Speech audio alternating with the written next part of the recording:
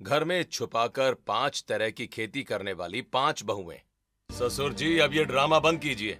शर्म नहीं आती आपको अपनी ही बात से मुकरते हुए? शादी के टाइम तो गांव में बड़ा सीना चौड़ा करके बड़ी बड़ी बातें हाँक रहे थे कि मेरी बेटियों को कोई कमी नहीं होगी, जो मांगोगे वो दूंगा।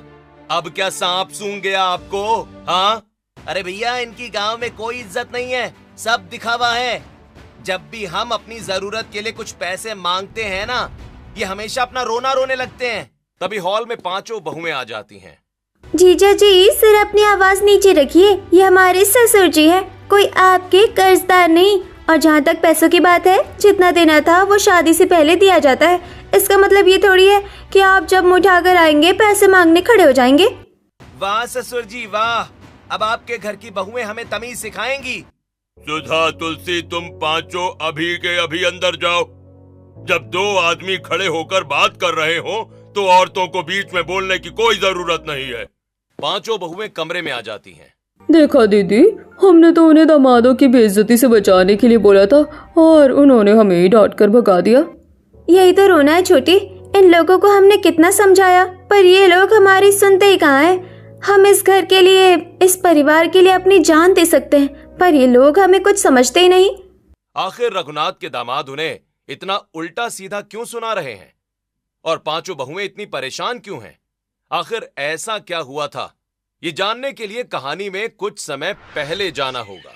सुबह का समय था। घर के हॉल में रघुनाथ जी बैठे हुए थे। हॉल में उनकी पत्नी सावित्री और सावित्री की मां गंगा देवी भी बैठी हुई थी। पापा जी, हमें ना शहर घूमने जाना है, गांव में बोर हो गए हैं हम। शहर में वो नया जू देखने जा रहे हैं। हाँ पापा जी, बहुत टाइम हो गया है, प्लीज जाने दीजिए ना। अरे हाँ, जाने दो मेरी बच्चियों को। अरे अभी तो इनके उड़ने के दिन है, शहर जाएंगे, घूमेंगे फिरेंगे, तभी तो दुनियादारी समझेंगी। और वैसे भी कुछ दिनों बाद इनकी शादी हो जाएगी, फिर ससुराल वाले कहाँ किसी को घर से निकलने देते हैं। अभी मौज करने दो दामाद जी, कंजूसी मत करो, इनको अच्छे खासे पैसे दे दो। अरे मम्मी जी, अपनी फूल सी बच्चियों के लिए मैं कभी कंजूसी कर सकता हूँ क्या? ये लो बेटा, शाम तक आराम से आ जाना। दोनों बहनें खुश होकर वहां से चली जाती हैं। सावित्री, अब देखो, सब कुछ बढ़िया सेटअप हो गया है। अपने 5 बेटे शहर और गांव में अच्छा काम कर रहे हैं। रवि और सूरज बढ़िया दुकान संभाल रहे हैं, बाकी भी जमींदारी के काम में लगी गए हैं। तो मैं सोच रहा हूँ कि अब 5 की एक साथ शादी कर दूं। अरे वाह, ये तो तूने मेरे मुंह की बात छीन ली। 5 की शादी एक साथ होगी तो घर में 5 बहुएं आएंगी, तो मेरे इन दोनों फूल सी बच्चियों को घर के काम वाम से फुर्सत मिल जाएगी। मैंने भी एक बिचौलिए से बात की थी जी। पास के गांव में रामदीन की 5 बेटियां हैं, 5 सगी, और गांव में उनकी एक अनोखी बात मशहूर है कि लड़कियां बहुत जुगाड़ू और समझदार है। बात यह है कि बेचारी थोड़ी गरीब फैमिली से है, कुछ लेन देन नहीं हो पाएगा ज्यादा। अरे सावित्री, हमें दहेज का लालच नहीं है। हमें तो बस ऐसी संस्कारी लड़कियां चाहिए जो मेरे घर को जोड़कर रख सके। चलो 2-3 दिन के बाद ही चलते हैं, ठीक है, लड़कियों को देखने। अगर पसंद आती हैं तो बात आगे बढ़ाएंगे। सुबह का समय था। कौशल्या घर के आंगन में परेशान खड़ी थी। अरे ओ लड़कियों, बाहर आना जरा, ये कुएं की मोटर फिर से फूक गई है, अब पानी हाथ से कौन खींचेगा। तभी 5 बहनें सुधा, बिंदिया, पायल, मीरा और तुलसी अपने कमरे से बाहर आती हैं। अरे माँ जी, आप क्यों बिना बात के टेंशन ले रही हैं, जब आपकी 5 बेटियां यहाँ खड़ी है। सुधा घर के कोने में पड़ी एक पुरानी टूटी हुई साइकिल ले आती है। पायल और मीरा लंबी रस्सियां और 4-5 बाल्टियां लाती हैं। वो लोग साइकिल के पहिए को कुएं के पास सेट कर देती हैं और ऐसा पुलिस सिस्टम बनाती हैं कि साइकिल चलाने से बाल्टी नीचे जाती और पानी भरकर ऊपर आ जाती है। लो माँ, मैं यहाँ आराम से साइकिल चलाऊंगी और कुएं से पानी की बाल्टी अपने आप ऊपर आ जाएंगी। अरे वाह रे मेरी बच्चियों, तुम 5 का दिमाग तो एकदम कंप्यूटर के तरह चलता है। दोपहर हो जाती है। कौशल्या जी बहुत सारा कबाड़ा लेकर उसे बेचने जा रही थी। इस घर में कबाड़ इतना हो गया है कि पैर रखने की जगह नहीं है। आज मैं इस कबाड़े को खत्म कर दूंगी। अरे माँ, ये क्या कर रही हो? ये कबाड़ा नहीं है, ये तो हमारे बहुत काम की चीज है। काम की चीज, इस कबाड़े का क्या अचार डालेगी तू? अचार नहीं माँ, हम इनमें पौधे लगाएंगे। अरे पागल, अपना इतना बड़ा खेत पड़ा है पीछे, वहाँ दुनिया भर की खेती करते हैं, इन छोटे छोटे डिब्बों में कौन सी खेती करेगी तू? अरे माँ, खेत में तो खेती होती है, पर इनमें हम सुंदर सुंदर फूल और छोटे पौधे लगाएंगे, जिससे अपना घर चमकेगा। पांचों बहनें उन सारे कबाड़ के डिब्बों को अपने कमरे में ले जाती हैं और उन्हें रंग पेंट करके अच्छे से सजा देती हैं। फिर उनमें मिट्टी भरकर पौधे लगा देती हैं और पूरे आंगन में उन्हें सजा देती हैं। अरे वाह, ये मैं अपने आंगन में आया हूँ या किसी शहर के गार्डन में आ गया हूँ भाई। हाँ, मेरी पांचों बच्चियां तो सच में बहुत जुगाड़ू निकली। कौशल्या, एक बहुत अच्छी खबर लाया हूँ। जो पास वाले गांव के सबसे बड़े जमींदार रघुनाथ जी हैं ना, अपने परिवार के साथ हमारी पांचों बेटियों को देखने आ रहे हैं। क्या बात कर रहे हैं जी? हाँ, गांव में उनका बहुत सम्मान है। उन्होंने अपने पैसों से गांव में मंदिर भी बनवाया है। वो अपने पांचों बेटों का रिश्ता हमारी पांचों बेटियों के लिए मांग रहे हैं। हे भगवान, तेरा लाख लाख शुक्र है, मेरी बेटियों के तो भाग्य खुल गए। अगले दिन घर के आंगन में रघुनाथ जी, गंगा देवी और सावित्री जी बैठे हुए थे। पांचों बेटियां उन्हें नाश्ता दे रही थीं। सावित्री, लड़कियां तो एकदम संस्कारी लग रही हैं। नहीं तो क्या दामाद जी, देखो तो इन बच्चियों ने कबाड़ से ही घर को कितना चमका कर रखा है। समधी, अब तो हम समधी ही हुए ना। आपको तो हमारी बेटियां पसंद आ गई है, तो फिर कुछ लेन देन की बात हो जाए। रामदीन जी, लेन देन कैसा? मैं अपनी घर की बेटियों से दहेज लूंगा क्या? मुझे एक फूटी कौड़ी भी नहीं चाहिए। बस एक बढ़िया सा पंडित बुलाइए और शादी का मुहूर्त निकालिए। रामदीन और कौशल्या ये सुनकर बड़े खुश हो जाते हैं। कुछ दिनों के बाद पांचों बहनों की शादी हो जाती है। आज उनका अपने बड़े घर में गृह प्रवेश हो रहा था। गृह प्रवेश के बाद सभी हॉल में आकर बैठ जाते हैं। दीदी, घर देखा आपने कितना बड़ा है, और पीछे बाड़े में तो मैंने कितनी सारी गाय भैंसे भी देखी थी। गांव वाले भी इनकी कितनी इज्जत कर रहे थे। तभी श्रुति और स्वाति वहां आती हैं। स्वाति, ये कैसी भाभियां ले आए पापा? हमने तो सोचा था एकदम शहर वाली मॉडर्न भाभी आएंगी, पर ये तो एकदम प्योर गांव वाली लग रही है। इन्हें तो इंग्लिश विंग्लिश का एक वर्ड भी नहीं आता होगा। अरे ननंद रानी, हम शांत रहते हैं इसका मतलब ये नहीं कि हम गंवार हैं। और रही बात मॉडर्न होने की, तो गांव में है, आप भी रहती हो। और हाँ, इंग्लिश हमें भी बहुत अच्छे से आती है। हम भी नेटफ्लिक्स पर सीरीज ना हिंदी डब्ड में नहीं, ओरिजिनल इंग्लिश में ही देखते हैं। अगले दिन पांचों बहुएं अपनी पहली रसोई बनाती हैं और सभी को डाइनिंग टेबल पर खाना सर्व करती हैं। वाह भाई वाह, क्या स्वाद है! बहुओं के हाथ में तो साक्षात अन्नपूर्णा बसी है। सही कहा बाबूजी। हाँ, जो भी कहो, खाना तो बहुत बढ़िया बना है। कुछ दिनों के बाद हॉल में रघुनाथ जी सीरियस होकर बैठे हुए थे। पास में सावित्री और गंगा देवी भी बैठी हुई थीं। सावित्री, अब घर में 5 बहुएं आ गई हैं। घर का सारा काम काज सेट हो गया है। अब मैं सोच रहा हूँ कि अपनी दोनों बेटियों के हाथ भी पीले कर दूं। अरे दामाद जी, मेरी इन दोनों फूल सी बच्चियों की शादी कोई ऐसे घर में नहीं होनी चाहिए। लड़के वाले एकदम रईस होने चाहिए। अरे मम्मी जी, मैं भी तो यही चाहता हूँ। मेरी बेटियाँ जहाँ जाएं रानी बनकर रहें। लड़के वाले अमीर होने चाहिए, और रही बात दहेज की, तो वो जितना मांगेंगे मैं उतना दूंगा। बस लड़के वाले अच्छे होने चाहिए। तो ठीक है जी, मैं कल ही बिचौलिए को बुलाकर बात करती हूँ। कुछ दिन के बाद एक अमीर परिवार स्वाति और श्रुति को देखने आया हुआ था। पूरा परिवार देखने में बहुत अमीर लग रहा था। 5 बहुएं किचन में नाश्ता बना रही थीं और बाकी के लोग हॉल में बैठे हुए थे। भाई साहब, ये दोनों हमारी फूल सी बच्चियां हैं। हमें आपसे कुछ नहीं चाहिए। बस ये वादा कीजिए कि इनकी आंखों में कभी आंसू नहीं आएंगे, और बाकी आप दहेज की टेंशन मत लीजिए। मेरी गांव में बहुत इज्जत है। आप जो मांगेंगे वो हाजिर हो जाएगा। रघुनाथ जी, हमने भी आपके रौब के किस्से बहुत सुने हैं। तो बात ऐसी है कि हमें भी कोई फालतू सामान नहीं चाहिए। बस बेटियों के लिए अच्छा खासा कैश दे देना, और जो फ्रिज टीवी गाड़ी दो वो एकदम ब्रांडेड कंपनी का होना चाहिए। और हाँ, शादी एकदम रॉयल होनी चाहिए, ऐसी कि पूरा गांव और हमारा शहर देखते रह जाए। आखिर 2 अमीर खानदानों का रिश्ता जुड़ रहा है। अरे आप बिल्कुल फिक्र मत कीजिए। अगर घर बेचने की भी नौबत आई ना तो मैं अपना घर भी बेच दूंगा, पर शादी धूमधाम से ही होगी। पांचों बहुएं किचन के पास खड़ी ये सब सुन रही थीं। हे भगवान, ये लड़के वाले तो एकदम लालची लग रहे हैं। खुलेआम कैश और ब्रांडेड सामान मांग रहे हैं। दीदी, ये लोग ठीक नहीं है, अभी कुछ मत बोलो। जब ये लोग चले जाएंगे तब हम बाबूजी को समझाएंगे। रघुनाथ जी रिश्ता पक्का कर देते हैं। लड़के वाले खुश होकर वहाँ से चले जाते हैं। पापा जी, हमें तो ये लड़का बहुत पसंद है और इनकी फैमिली भी कितनी अमीर है। हम तो इन्हीं से शादी करेंगे।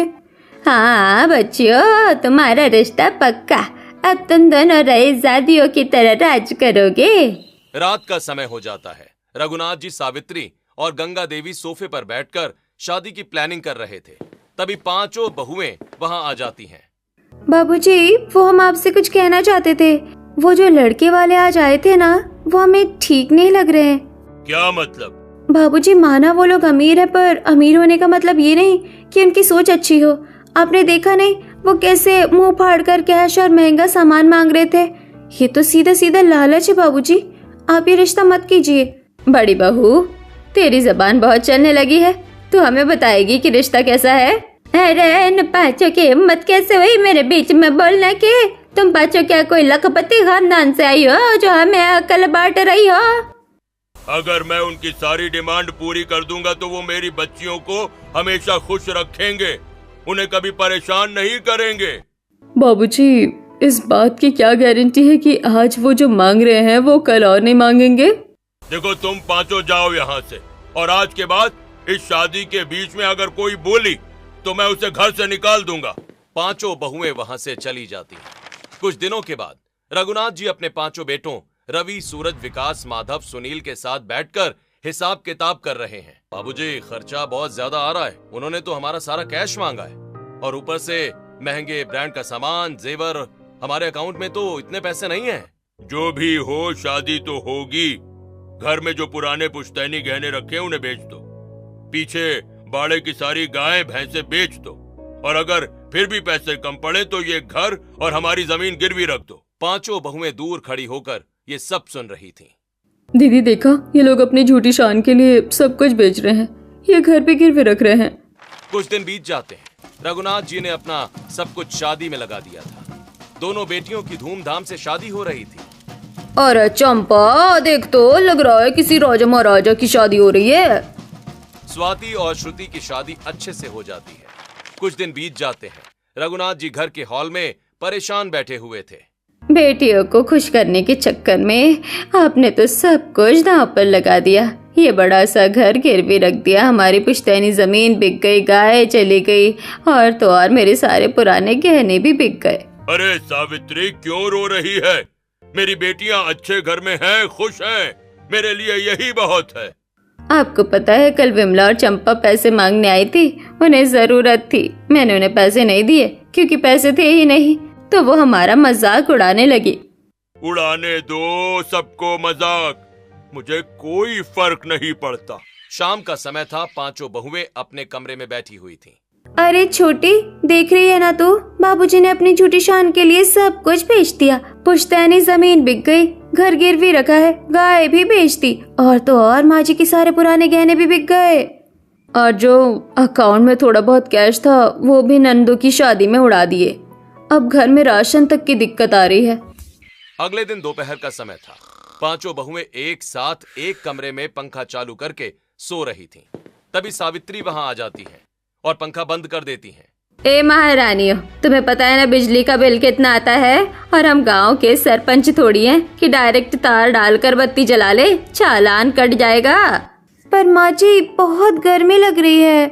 गर्मी लग रही है तो हाथ वाले पंखे से हवा कर लो। ये बिजली का बिल कौन भरेगा? पहले घर में पैसे नहीं है और तुम यहाँ बिल बढ़ा रही हो। सावित्री वहां से चली जाती हैं। लो, अब इसमें हमारी क्या गलती है? पैसे इन्होंने उड़ाए और गर्मी हम सहे। अरे छोटी, टेंशन मत ले। जब तक तेरी ये जुगाड़ू दीदी है तुझे गर्मी नहीं लगेगी। रुक। सुधा बाहर आ जाती है और कुछ पुराने पतले कपड़े पानी में भिगोकर लाती है। वो कमरे की दोनों खिड़कियां खोल देती है। अरे दीदी, खिड़कियां क्यों खोल रही हो? बाहर से गांव वाले हमें सोते हुए देख लेंगे। अरे तू बस देखती जा। सुधा उन गीले कपड़ों को खिड़की पर अच्छे से टांग देती है। अरे वाह दीदी, बाहर की गर्म हवा जैसे ही इन गीले कपड़ों से टकरा कर आ रही है, ये जुगाड़ तो बहुत मस्त है। अगले दिन पांचों बहुएं खाना बनाने किचन में जाती हैं, लेकिन वहाँ सब्जी नहीं थी। दीदी आज क्या बनाए, कुछ तो है ही नहीं। अरे दीदी ये देखो, इस डिब्बे में थोड़े से भुने हुए चने रखे हैं, हम इन्हीं से सब्जी बनाएंगे। चने से सब्जी, वो कैसे?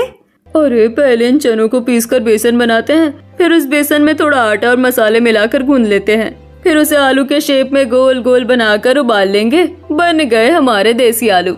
पांचों बहुएं मिलकर वो बेसन के आलू वाली सब्जी तैयार करती हैं और सभी घर वालों को वही सब्जी परोसती हैं। हे राम, ये कैसे दिन आ गए हैं।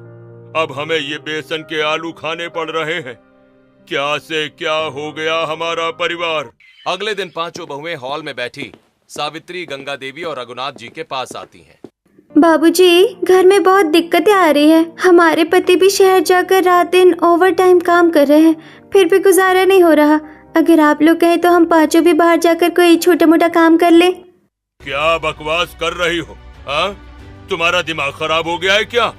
एक जमींदार के घर की बहुएं बाहर जाकर मजदूरी करेंगी? लोगों के ताने सुनूं मैं? हाँ, नहीं, ऐसा कभी नहीं होगा। हाँ, बाहर जाकर काम करोगे या आवारागर्दी करोगे, लेकिन ये सब ड्रामा यहाँ नहीं चलेगा। अरे नानी जी, आप गलत समझ रही हैं। चुप कर, एकदम चुप। जो इन्होंने बोल दिया सो बोल दिया। अब जाओ अपने कमरे में। पांचों बहुएं दुखी होकर वहां से चली जाती हैं। अगले दिन पांचों बहुएं अपने कमरे की सफाई कर रही होती हैं। अरे दीदी ये देखो, हमारी इन मायके वाली अलमारियों में तो दीमक लग गई है। ये अंदर से पूरी खोखली हो रही है। अब हम अपने कपड़े कहाँ रखेंगे? अरे यार, इन्हें यहाँ से बाहर निकालो, वरना पूरे कमरे में दीमक लग जाएगी।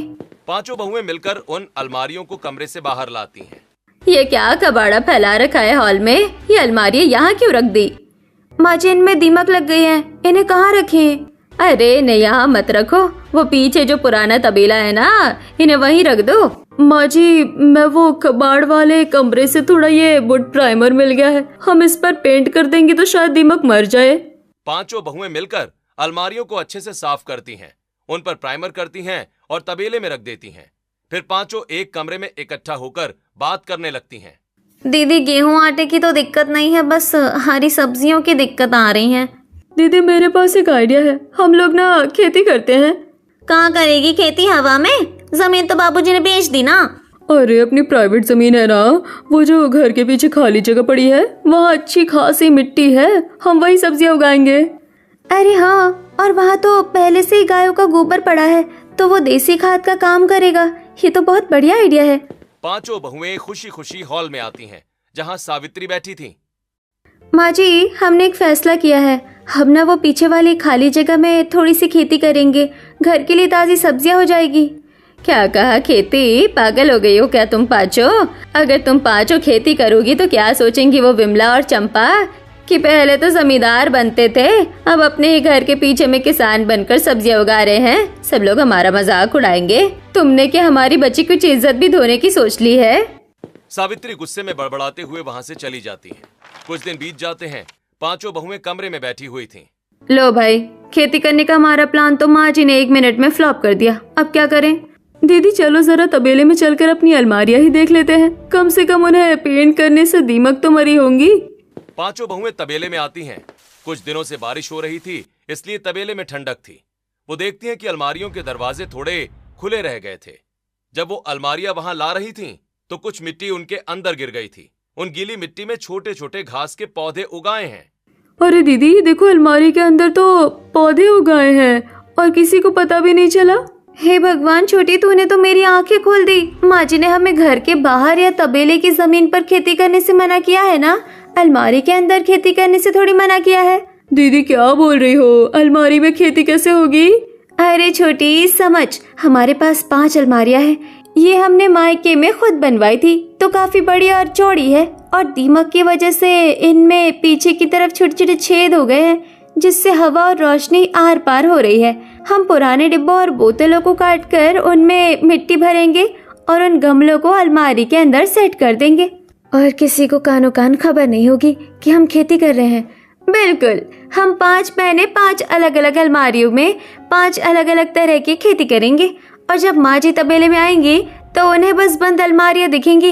उन्हें क्या पता कि अंदर खेत लहलहा रहा है। अगली दोपहर का समय पांचों घर का कबाड़ा इकट्ठा करती हैं और सारा कबाड़ा तबेले में लेकर आ जाती हैं और वो खराब बोतल और डिब्बा डिब्बी से छोटे छोटे गमले बनाती हैं और पांचों अलमारियों में गमले सेट कर देती हैं। तो सुनो, मेरी अलमारी नंबर 1 में लगेगी मिर्ची, धनिया, टमाटर। बिंदिया की अलमारी नंबर 2 में लगेगी बेल वाली सब्जियां, लौकी, तोरई और करेला। पायल की अलमारी में पत्तेदार सब्जियां और मीरा और तुलसी की अलमारियों में हम अंगूर जैसे बेल वाले फल लगाएंगे। दीदी, हमने गमले तो तैयार कर लिए, पर बीज कहाँ से लाएंगे? अरे, जब तक अपनी गुल्लक जिंदा है तब तक क्या टेंशन। पांचों बहुएं अपनी अपनी मिट्टी की गुल्लक फोड़ती हैं। उनमें से पैसे लेकर बीज भंडार की दुकान पर जाती हैं और बीज लेकर घर आ जाती हैं और अपने गमलों में बीज लगा देती हैं। बीज लगा दिए और पानी भी डाल दिया। अब कुछ दिनों बाद हमारे पौधे उगाएंगे। अब जल्दी से अलमारियां बंद कर दो, नहीं तो कोई देख लेगा। बहुएं अलमारी के दरवाजे बंद कर देती हैं। तभी सावित्री देवी वहां आ जाती हैं। तुम पांचों इतनी देर से इस बदबूदार तबेले में क्या कर रही हो? अरे माँ जी, आपने ही तो कहा था कि कूलर पंखे मत चलाओ, बिजली का बिल आएगा। अब इस तबेले की छत घास फूस की है तो यहाँ अच्छी खासी ठंडी हवा आती है। हम तो बस यहाँ हवा खाने और आराम करने आते हैं। हाँ, करो आराम, मुझे क्या।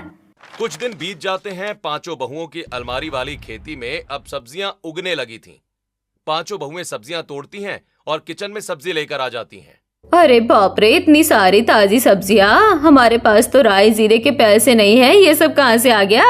अरे माँ जी, वो आज सुबह मैं अपने मायके गई थी ना, आपने शायद देखा नहीं, मैं वहीं से ये सारी सब्जियां ले आई हूँ। अच्छा, मायके से लाई है? फिर ठीक है, भगवान भला करे तेरे मायके वालों का। सावित्री देवी खुश होकर वहां से चली जाती हैं। अगले दिन बिंदिया तबेले से अलमारी वाली ताजी तुरई और करेले की टोकरी भरकर किचन की तरफ आ रही थी। बहू, कल तो सुधा अपने मायके से सब्जियां लाई थी ना, आज तू इतनी सारी तुरई कहाँ से ले आई? अरे बाबूजी, वो पास वाली विमला चाची है ना, मैं उनके घर कुछ काम से गई थी। उनके खेतों में बहुत अच्छी सब्जी लगी थी तो उन्होंने हमें ये दे दिए। चलो, गांव वाले कम से कम हमारी इज्जत तो करते हैं। बुरे वक्त में यही लोग काम आते हैं। बहुत गरीबी आ गई है घर में बहू, पर भगवान ने चाहा तो सब ठीक हो जाएगा। बिंदिया सब्जी लेकर जल्दी से वहां से चली जाती है।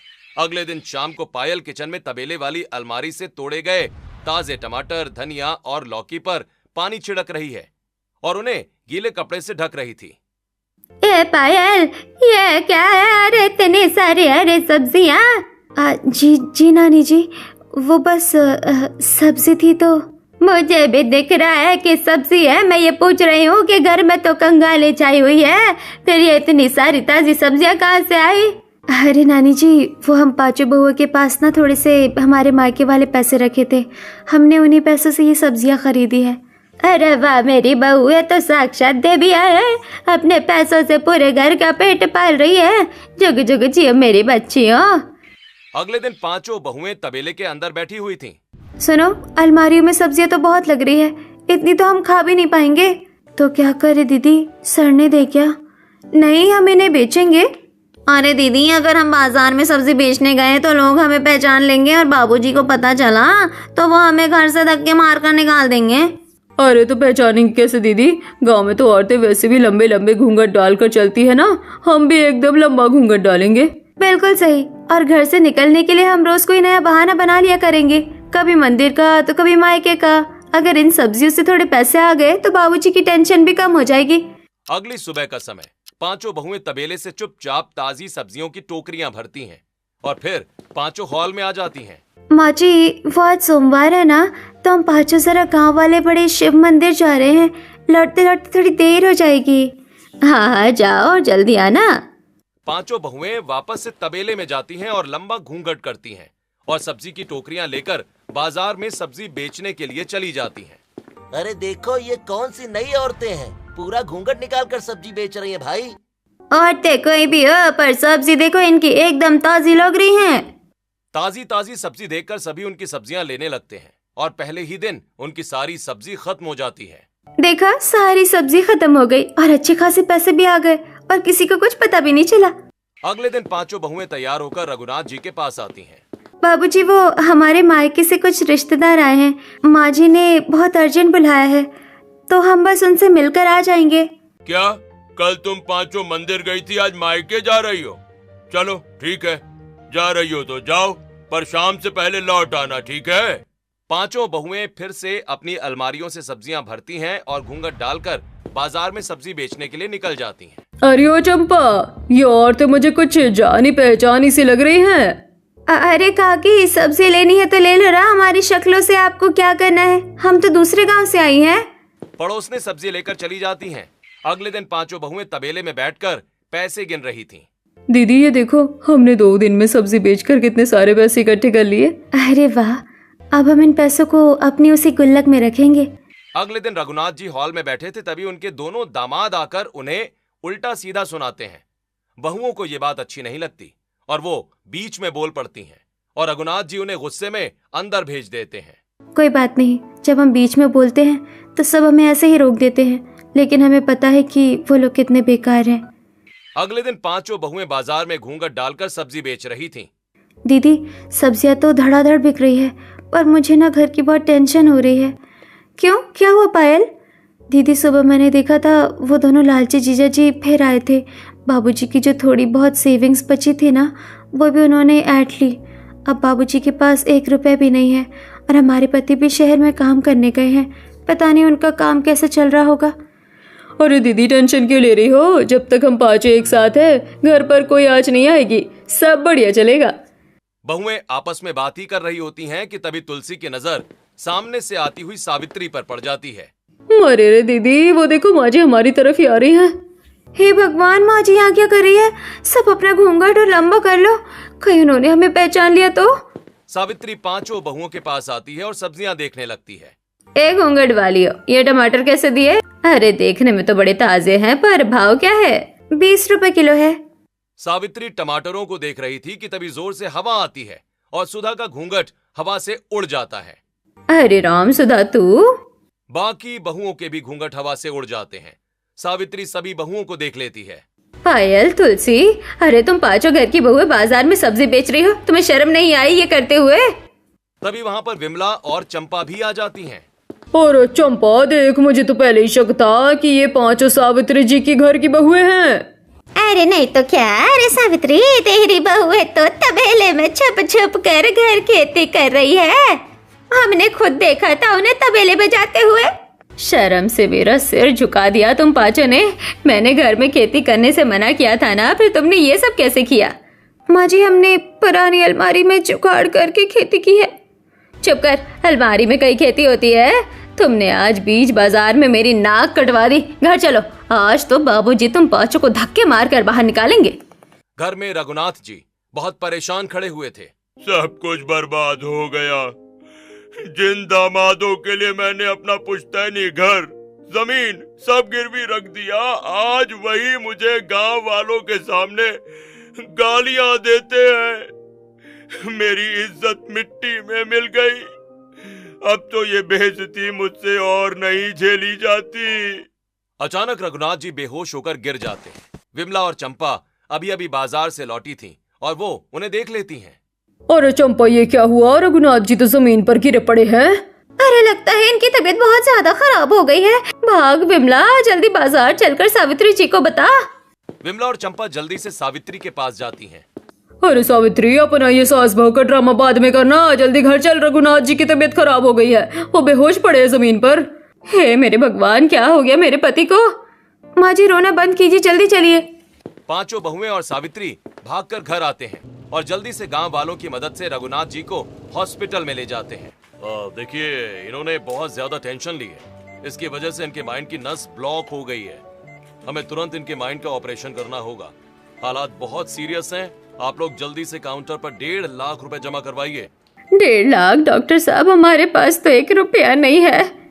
दीदी, हमारी गुल्लक। पांचों बहुएं भागकर घर जाती हैं और अपनी अपनी गुल्लक लेकर हॉस्पिटल आती हैं। सुधा वो गुल्लक सीधे रिसेप्शन काउंटर पर जोर से मारती है और उसमें से बहुत सारे पैसे निकलते हैं। ये लीजिए पैसे, जितने चाहिए ले लीजिए, पर हमारे बाबूजी का ऑपरेशन तुरंत शुरू कीजिए। बहू, ये इतने सारे पैसे ये कहाँ से आए? माँ जी, ये उसी सब्जी के पैसे हैं जो हम घूंघट डालकर बेच रही थी। हम घर में छुपाकर 5 तरह की खेती करने वाली 5 बहुएं इसलिए बनी थी ताकि घर में जब बुरा समय आए तो हम सहारा दे सके। ये सुनकर सावित्री फूट फूट कर रोने लगती है।